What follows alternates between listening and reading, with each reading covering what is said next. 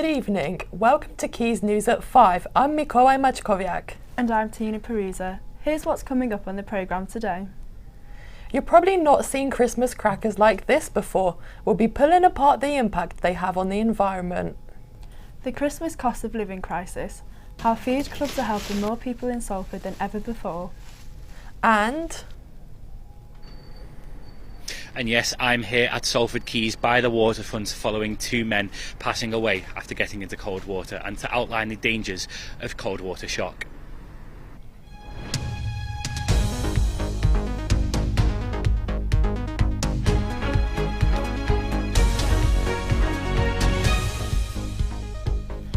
It's the 1st of December on Friday, and it's definitely feeling colder, isn't it? While the dangers of cold weather can be fatal, two men have died this week after a huge rescue operation began to pull them out of a canal in Wigan.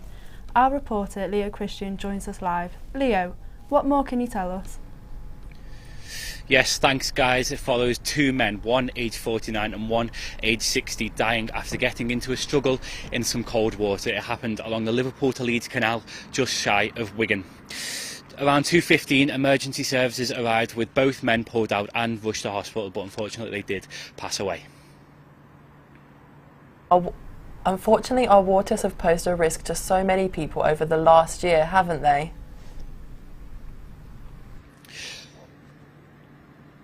Well, yes, following a safety audit, it was revealed that over the last 5 years, 6 people have died just here in the Salford Quays. Furthermore, since 2006, there have been 85 reported deaths all along the Manchester Shipping Canal.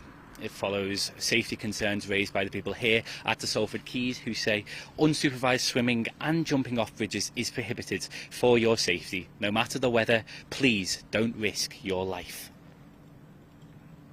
And what safety measures should people be aware of?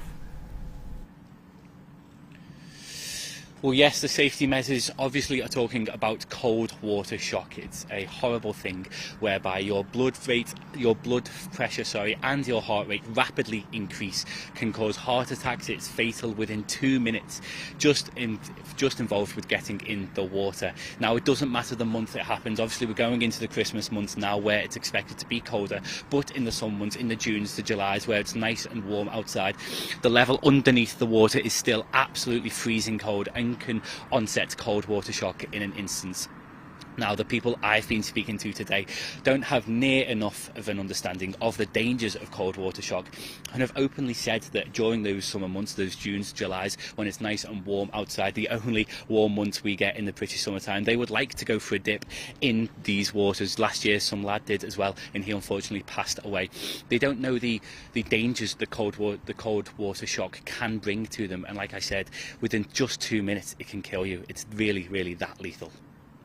Thanks, Leo, reporting live from Salford Quays for us there.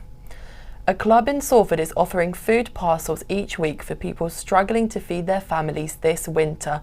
Madison Ellis has more. With living costs rising, many are feeling the pressure this year. In 2023, approximately 2.99 million people used a food bank in the UK. Between 2009 and 2021, the number of food bank users increased from just under 26,000 to 2.56 million. You may find more people will sign up. They will sign up to the club, basically because of the need. I mean, Christmas is a difficult time because, especially if they've got children and all year round they're struggling, but Christmas time, children, you know, they want gifts and presents. So as a consequence of that, they come here and they pay £3.50, and for £3.50 they get fresh produce, they get ambient food, which is obviously from a fridge, and then there's frozen food. The Food Club at Langworthy Cornerstone are here to help the community of Salford who are struggling with the costs of the weekly food shop. Because of the cost of living, I think we're all in the same boat. Bills are getting higher. You know, I've got kids myself, and I know exactly how hard it is to do the weekly shop. What was once 20 quid's worth of shopping is now more or less nearly £40 worth of shopping. So to provide a food club to support people that are on the borders of food poverty, it means a hell of a lot to people. The food club runs every Tuesday and offers a hand up, not a handout, to anyone who needs it. We come here because it's a community place and we enjoy coming as well. Because we're all in the same boat, we're all paying. But then again, it's not like us going shopping. It's like, oh, we've got this. Whereas you're shopping, you just see what you've got on the shelves and you just take it. But then you go in there, we've got a choice. Madison Ellis, Langworthy Cornerstone, Quays News. 5 abandoned puppies were found on a pavement in a crate in Salford. The puppies were rescued by the RSPCA, who are raising awareness of animal abandonment by sharing the photo of the puppies online. So far, the charity has seen a 32.9% rise in abandonment calls this year. If you're in and around Salford on Sunday, don't be surprised if you bump into an elf. Yes, you heard me right. The mental health charity Mind are raising money this year by hosting a mental elf fun run, so brush off your best Christmas costume and head down to Peel Park on Sunday at 11 AM if you fancy joining in. Now, a new reality TV competition show is coming to ITV. Applications for the Genius Game UK are now open to anyone in the UK. The show is an adaptation from the very popular Korean series. You need to apply by January if you want to take part. And here's Marion with everything that you need to know about the entertainment world this week. Well, thank you guys. I've got a lot for this week. The successful TV series Squid Game have just released a reality competition on Netflix. After only a few days of the show being released, contestants are considering a lawsuit against Netflix over the conditions they were expected to play in. Some who say they suffered from hypothermia and nerve damage whilst being on set. Studio Lambeth say they have warned contestants of the conditions they will be taking part in and took all the necessary steps.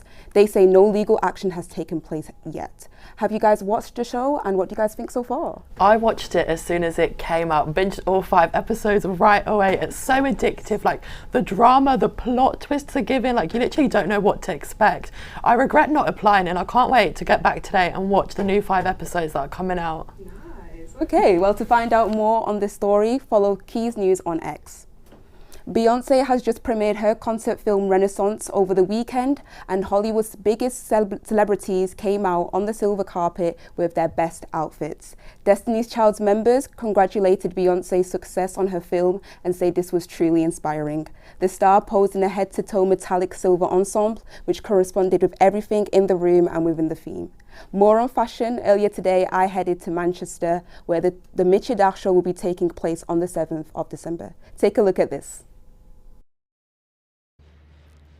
There's a big buzz in Manchester this week as Chanel announced a Michi Dark Show taking place next Thursday. The collection is rumored to take place here in the Northern Quarter after being held in Senegal, Dakar last year. And the construction has been going on for over a week now, hoping to be ready and prepared for the fashion show, which will receive A-list stars at the event. There is no doubt this will showcase all the hottest and newest collections. Marion Tabagoma, Quays News. Thanks, Marion. Now, if you're walking around Greater Manchester, you may have spotted giant heads placed around the region. It's all because of 6 Places in a Different Light project, which has been taking place since the end of October. With each head having an important message behind them, our reporter Rebecca Mills went to find out more.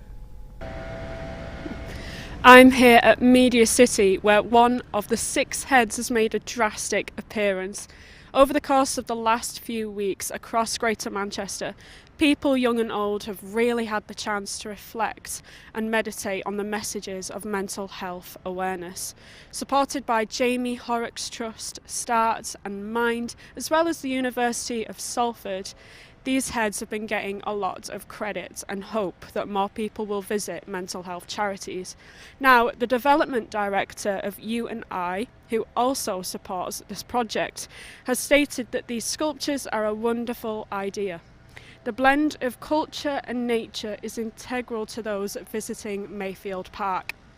The painter, Kelly Marr, has also stated that she has intentionally used bright and dark colours. Bright for hope and encouragement, and dark for those that are not as positive, such as anxiety and depression. There is also a QR code for more people to scan to find out more information about the project, where they can go to and who they can talk to. Walk-in football is growing massively in the UK. It's helping older people with their mental health and physical well-being. Tabitha Crowther has more. Walk-in football was created to provide an alternative for people who struggle or may not be able to play traditional football due to a variety of reasons, including age, injury or other physical limitations. I've come down to Manchester City, who provide 4 free walk-in football sessions per week, and spoke to some of the men. Well, I've been playing for 9 years since it started here at Manchester City, and it's the best thing that I've done because I didn't used to play football before. I played at school and later into my early 20s, but it's got me back into football again. So I enjoy the games, I enjoy the camaraderie and the good bunch of guys that I'm playing with. So all around, it's been much better for my mental health. I feel as though I'm doing something with my life. I really look forward to the games, both the practice games where I play on a Monday and a Friday generally, and when we play in the league, which has got a bit of a competitive edge to it. I find it's so beneficial for your health, mental health, and a bit of comradeship and banter. It's absolutely great. So glad I found it. I played football like thousands of others did throughout their youth and into their middle age, and when it stopped, which eventually it does for everybody, then it left a void really in my life. Football had been that important to me. Walk-in football is the UK's fastest growing sport and is often played by 60,000 people in England alone.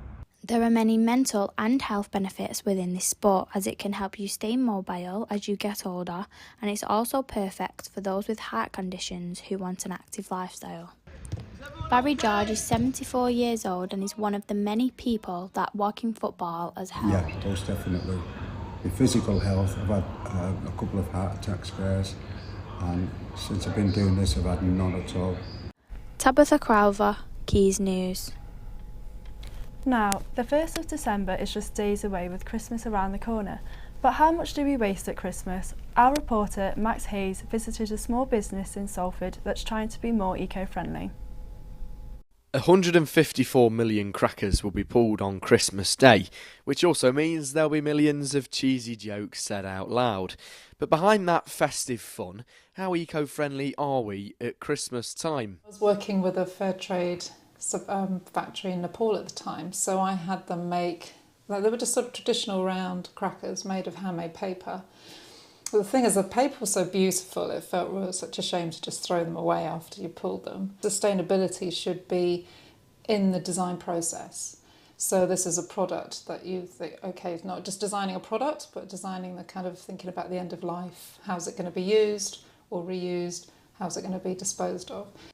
What looks like a big business may just be a small one from your home. B. Thackeray in 2013 started Keep This Cracker, a company based right here in Salford from her little office in her house, on a mission to try and stop the amount of waste from Christmas crackers. As the festive season is upon us, plenty of us do this every year, but 100 million estimated go in the bin. But B is on the challenge to stop that amount of waste going into the bin every single year. With an estimated 154 million crackers pulled each Christmas, if I laid end to end, they could stretch from the UK all the way to the North Pole 8 times.